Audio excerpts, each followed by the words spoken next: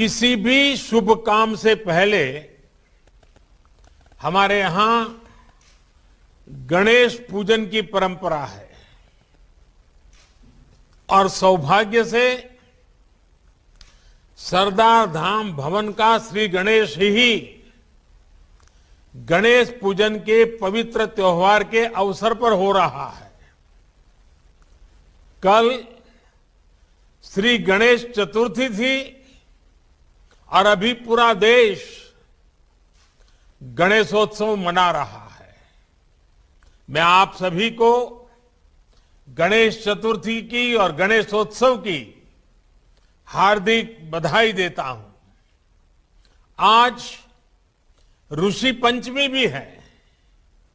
भारत तो ऋषि परंपरा का देश है। ऋषियों के ज्ञान, विज्ञान और दर्शन से हमारी पहचान रही है।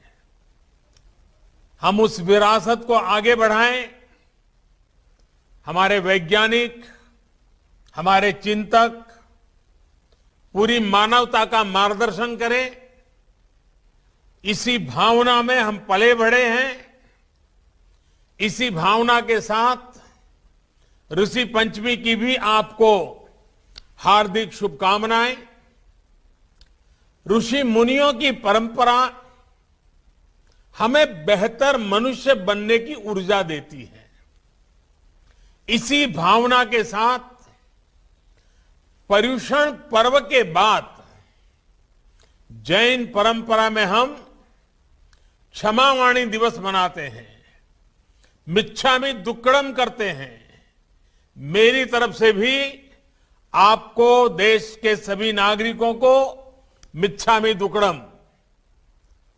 ये ऐसा पर्व है, ऐसी परंपरा है, अपनी गलतियों को स्वीकार करना, उनका शोधन करना और बेहतर करने का संकल्प लेना। ये हमारे जीवन का हिस्सा होना चाहिए। मैं सभी देशवासियों को और सभी भाइयों बहनों को इस पवित्र पर्व की भी अनेक अनेक शुभकामनाएं देता हूं और भगवान महावीर के श्री चरणों में नमन करता हूं। मैं हमारे प्रेरणा स्रोत लौह पुरुष सरदार साहब के चरणों में भी प्रणाम करता हूं, उन्हें अपनी श्रद्धांजलि अर्पित करता हूं। मैं सरदार धाम ट्रस्ट से जुड़े सभी सदस्यों को भी बधाई देता हूं, जिन्होंने अपने समर्पण से सेवा के इस अद्भुत प्रकल्प को आकार दिया है। आप सभी का समर्पण, आपका सेवा संकल्प अपने आप में एक उदाहरण है। आपके प्रयासों से आज सरदार धाम के इस भव्य भवन के लोकार्पण के साथ ही फेज 2 कन्या छात्रालय का भूमि पूजन भी हुआ है। स्टेट ऑफ आर्ट बिल्डिंग, आधुनिक संसाधनों से युक्त कन्या छात्रालय, आधुनिक लाइब्रेरी, ये सभी व्यवस्थाएं अनेकों युवाओं को सशक्त करेगी। एक और, आप एंटरप्रेन्योर डेवलपमेंट सेंटर के जरिए गुजरात की समृद्ध व्यापारिक पहचान को मजबूत कर रहे हैं, तो वहीं सिविल सर्विस सेंटर के जरिए उन युवाओं को नई दिशा मिल रही है जो सिविल सर्विसेज में या डिफेंस और जुडिशियल सर्विसेज में जाना चाहते हैं। पाटीदार समाज के युवाओं के साथ साथ गरीबों और विशेषकर महिलाओं के सशक्तिकरण पर आपका जो जोर है वो वाकई सराहनीय है। हॉस्टल की सुविधा भी कितनी ही बेटियों को आगे आने में मदद करेगी। मुझे पूरा भरोसा है कि सरदार धाम न केवल देश के भविष्य निर्माण का एक अधिष्ठान बनेगा, बल्कि आने वाली पीढ़ियों को सरदार साहब के आदर्शों को जीने की प्रेरणा भी देगा। और एक बात भी कहना चाहूंगा, आज हम आजादी का अमृत महोत्सव मना रहे हैं। आजादी के 75 साल, ऐसे अवसर पर हम लोग आज देश की आजादी के उस जंग को याद करते हुए प्रेरित हो रहे हैं। लेकिन इस छात्रावास में जो बेटे बेटियां पढ़ने वाली हैं और आज जो 18, 20, 25 साल की उम्र के हमारे नौजवान हैं, 2047 2047 जब देश की आजादी के 100 साल होंगे, तब ये सारे लोग देश की निर्णायक भूमिका में होंगे। आज आप जो संकल्प करेंगे, 2047 में जब आजादी के 100 साल होंगे, तब हिंदुस्तान कैसा होगा, इसके संस्कार ऐसी पवित्र धरती पर होने वाले हैं। साथियों, सरदार धाम का आज जिस तारीख को लोकार्पण हो रहा है, वो तारीख जितनी अहम है, उतना ही बड़ा उससे जुड़ा संदेश है। आज 11 सितंबर यानी 9/11 है। दुनिया के इतिहास की एक ऐसी तारीख जिसने मानवता पर प्रहार के लिए भी जाना जाता है। लेकिन इसी तारीख ने पूरे विश्व को काफी कुछ सिखाया भी। एक सदी पहले, ये 11 सितंबर 1893 का ही दिन था जब शिकागो में विश्व धर्म संसद का आयोजन हुआ था। आज के ही दिन स्वामी विवेकानंद ने उस वैश्विक मंच पर खड़े होकर दुनिया को भारत के मानवीय मूल्यों से परिचित कराया था। आज दुनिया ये महसूस कर रही है कि 9/11 जैसी वो त्रासदी भी, जिसे भी 20 साल हुए हैं, त्रासदियों का स्थायी समाधान मानवता के उन्हीं मूल्यों से ही होगा। एक और, हमें इन आतंकी घटनाओं के सबक को याद रखना होगा, तो साथ ही मानवीय मूल्यों के लिए पूरी आस्था के साथ प्रयास भी करते रहना होगा। साथियों, आज 11 सितंबर को एक और बड़ा अवसर है। आज भारत के महान विद्वान, दार्शनिक और स्वातंत्र सेनानी सुब्रमण्यम भारती जी की 100वीं पुण्यतिथि है। सरदार साहब जिस एक भारत श्रेष्ठ भारत का विजन लेकर चलते थे, वही दर्शन महाकवि भारती की तमिल लेखनी में पूरी दिव्यता से निखरता रहा है। जब वो कहते थे कि हिमालय हमारा है, तमिलनाडु में रहते थे, और सोच कैसी, और वो कहते थे हिमालय हमारा है, जब वो कहते थे कि गंगा की ऐसी धारा और कहां मिलेगी, जब वो उपनिषदों की महिमा का वर्णन करते थे, तो भारत की एकता को, भारत की श्रेष्ठता को और भव्यता देते थे। सुब्रमण्यम भारती ने स्वामी विवेकानंद से प्रेरणा पाई, श्री अरविंदो से प्रभावित हुए और काशी में रहते हुए अपने विचारों को नई ऊर्जा दी, नई दिशा दी। साथियों, आज इस अवसर पर मैं एक महत्वपूर्ण घोषणा भी कर रहा हूं। बनारस हिंदू यूनिवर्सिटी में सुब्रमण्यम भारती जी के नाम से एक चेयर स्थापित करने का निर्णय किया गया है।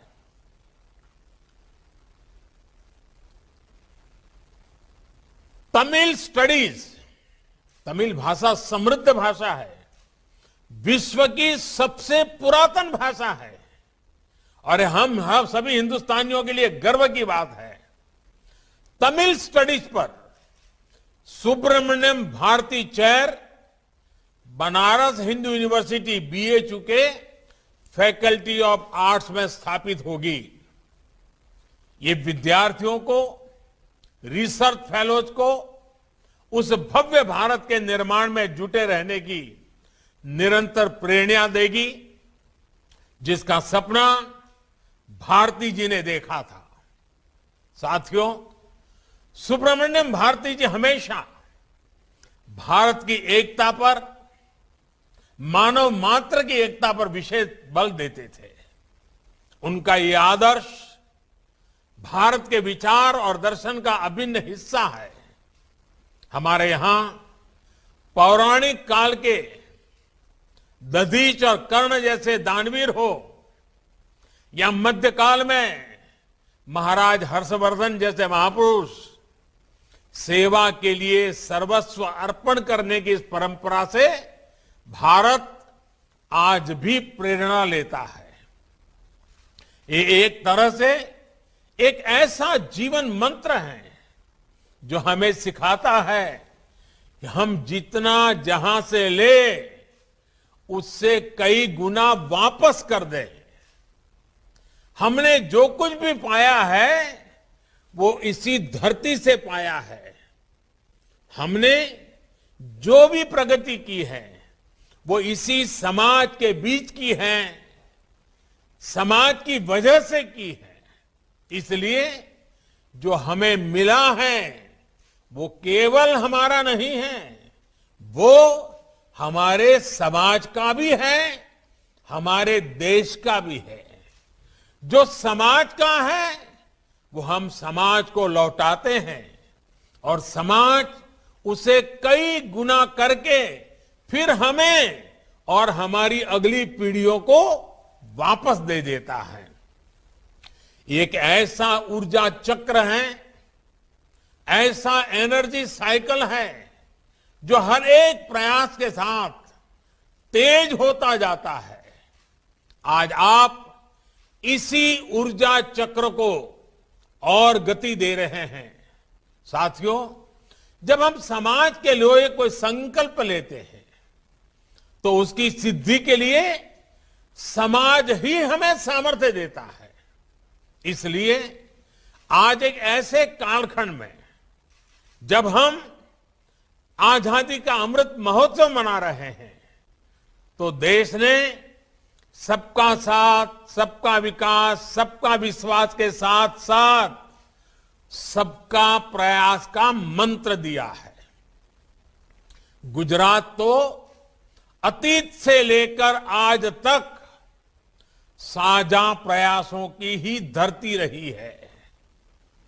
आजादी की लड़ाई में गांधी जी ने यहीं से दांडी यात्रा की शुरुआत की थी, तो आज भी आजादी के लिए देश के एकजुट प्रयासों का वो प्रतीक है, प्रेरणा है। इसी तरह खेड़ा आंदोलन में सरदार पटेल के नेतृत्व में किसान, नौजवान, गरीब एकजुटता ने अंग्रेजी हुकूमत को झुकने पर मजबूर कर दिया था। वो प्रेरणा, वो ऊर्जा आज भी गुजरात की धरती पर सरदार साहब की गगनचुंबी प्रतिमा स्टैच्यू ऑफ यूनिटी के रूप में हमारे सामने खड़ी है। कौन भूल सकता है कि जब स्टैच्यू ऑफ यूनिटी का विचार गुजरात ने सामने रखा था तो किस तरह पूरा देश इस प्रयास का हिस्सा बन गया था।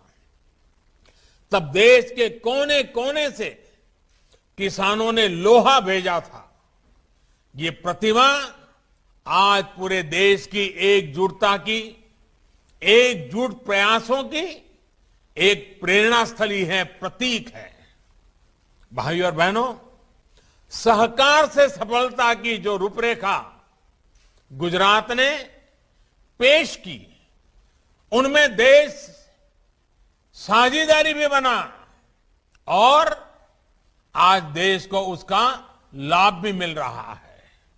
मुझे खुशी है कि सरदार डाम ट्रस्ट ने भी सामूहिक प्रयासों से अपने लिए अपने 5 और 10 सालों के लक्ष्य तय किए हैं। आज देश भी अपनी आजादी के 100 सालों के सपनों को पूरा करने के लिए ऐसे ही लक्ष्यों को लेकर आगे बढ़ रहा है। सरकार में अब एक अलग सहकारिता मंत्रालय का गठन भी किया गया है। किसानों, नौजवानों को सहकार की शक्ति का पूरा पूरा लाभ मिल सके, इसके लिए जरूरी कदम उठाए जा रहे हैं। समाज के जो वर्ग, जो लोग पीछे छूट गए हैं, उन्हें आगे लाने के लिए सतत प्रयास हो रहा है।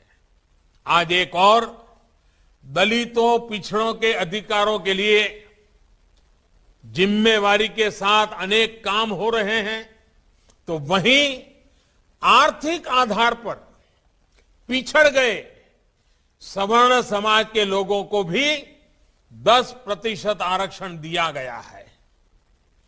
इन नीतियों का ही परिणाम है कि आज समाज में एक नया आत्मविश्वास पैदा हो रहा है।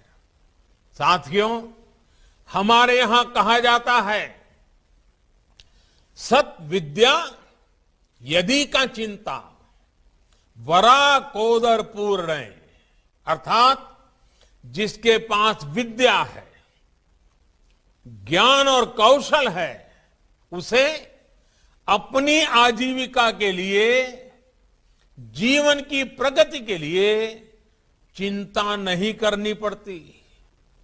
सक्षम व्यक्ति अपनी प्रगति के लिए खुद ही रास्ते बनाता है। मुझे खुशी है कि सरदार डाम ट्रस्ट द्वारा शिक्षा और कौशल पर बहुत जोर दिया जा रहा है। हमारी नई राष्ट्रीय शिक्षा नीति का भी इस बात पर विशेष फोकस है कि हमारी शिक्षा कौशल बढ़ाने वाली होनी चाहिए। भविष्य में मार्केट में कैसी स्किल की डिमांड होगी, फ्यूचर वर्ल्ड में लीड करने के लिए हमारे युवाओं को क्या कुछ चाहिए होगा, राष्ट्रीय शिक्षा नीति स्टूडेंट्स को शुरुआत से ही इन ग्लोबल रियलिटीज के लिए तैयार करेगी। आज स्किल इंडिया मिशन भी देश की बड़ी प्राथमिकता है।